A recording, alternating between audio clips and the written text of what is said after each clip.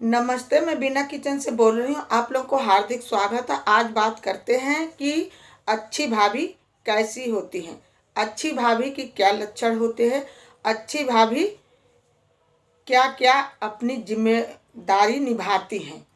तो आज बात करते हैं। वीडियो इसलिए ये बनाया है कि कम से कम शादीशुदा नंद जो हैं उनको समझ में आनी चाहिए कि अच्छी भाभी कैसी होती हैं।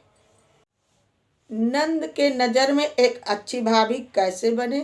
भाभी का स्थान भाभी माँ भी होता है। भाभी यदि उस तरह है, उस लायक है, तो भाभी के रहने से माँ की कमी नहीं खलती है नंद को। यदि माँ जिसके हैं उनके लिए नहीं, जिसके नहीं माँ है उनके लिए, क्योंकि माँ नहीं है, माँ का कद्र बच्चों को बड़ी अच्छी तरह पता होता है। तो इसलिए भाभी माँ का स्थान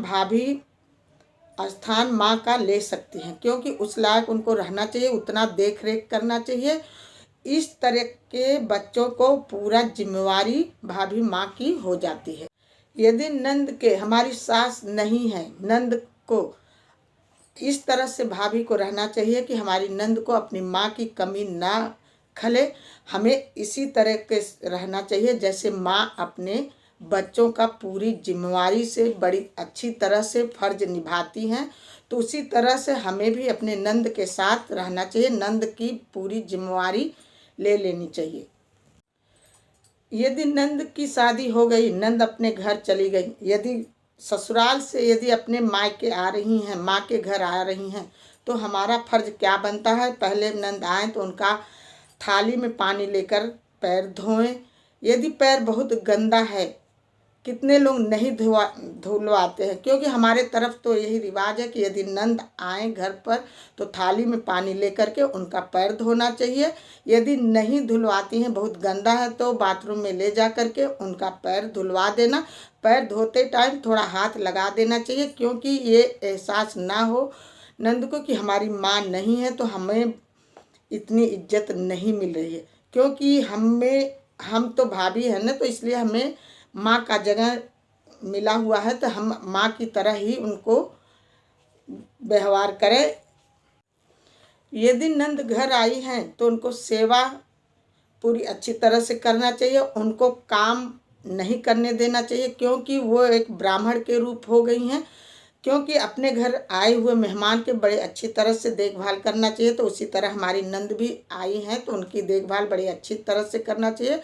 वो जब अपने ससुराल जाएं तो उनको गिफ्ट में जैसे कपड़े देना चाहिए, पैसे देना चाहिए। कपड़े ऐसे देना चाहिए कि जैसे वो पहन सके, ऐसा ना दें कि वो उनको पसंद ना हो। ऐसा कपड़ा दो कि वो पहन सकें, पैसा रुपया दो। यदि दूर से आई हैं तो उनको किराया भाड़ा भी दो। ये यदि नंद अपने ससुराल जाए तो खोइछा जरूर जान देना चाहिए, क्योंकि हमारी तरफ लड़कियों को खोइछा, नंद को खोइछा जरूर दिए जाते हैं। कहा जाता है जाओ जहाँ रहो खुशी से रहो, अपना जीवन अच्छी से खुशियों से भर कर रखना चाहिए। और गिफ्ट भी देना चाहिए और उनको मिठाई का भी पैसा देना चाहिए। कहते नहीं है कि भाई की कमाई में बहन का हिस्सा होता है, तो इसलिए उनको समय समय पर तीज त्यौहार पर उनको गिफ्ट देना चाहिए। गिफ्ट में कपड़े दो, पैसे दो। भाई को भी अपने बहन के घर जाना चाहिए, खाली हाथ नहीं जाना चाहिए। बहन के घर भाई को गिफ्ट लेकर, पैसा लेकर, कहा जाता है ना कि खाली हाथ कभी नहीं जाना चाहिए। जैसे बहन का घर हो गया, बहन के बच्चे हैं, भांजे, वो ब्राह्मण हैं, उनके लिए भी गिफ्ट ले जाना। जब हम बहन के घर से वापस आए तो बच्चों को, बहन के बच्चों को, भांजे को पैसा देना चाहिए, खाली हाथ नहीं आना चाहिए। क्योंकि आते टाइम कहते हैं कि मामा जा रहे हैं घर, पैसा देना चाहिए। और जाते टाइम भी फल फूल मिठाई लेके जाना चाहिए, खाली हाथ नहीं जाना चाहिए। तो इसलिए तीज त्यौहार पर भी बहन को गिफ्ट ले जाना चाहिए। हमारी तरफ तो बहुत दिया जाता है, क्योंकि तीज है, संक्रांत है, ये सब चीज़ें टाइम टाइम से दिया जाता है। भाई को चाहिए कि हर दूसरे तीसरे दिन फ़ोन करके बहन का हाल चाल लेते रहे, तो ऐसे खलता नहीं है। माँ नहीं है तो अपने भाभी माँ के साये में रहकर भाभी माँ हमेशा अपने नंद की खबर लेती रहे, क्योंकि ये कहा जाता है कि माँ नहीं है तो भाभी माँ का दर्जा ले लिया है, तो अपने बच्चों की तरह से बच्चों की हमेशा फ़ोन ऑन करके हालचाल लेती रहे।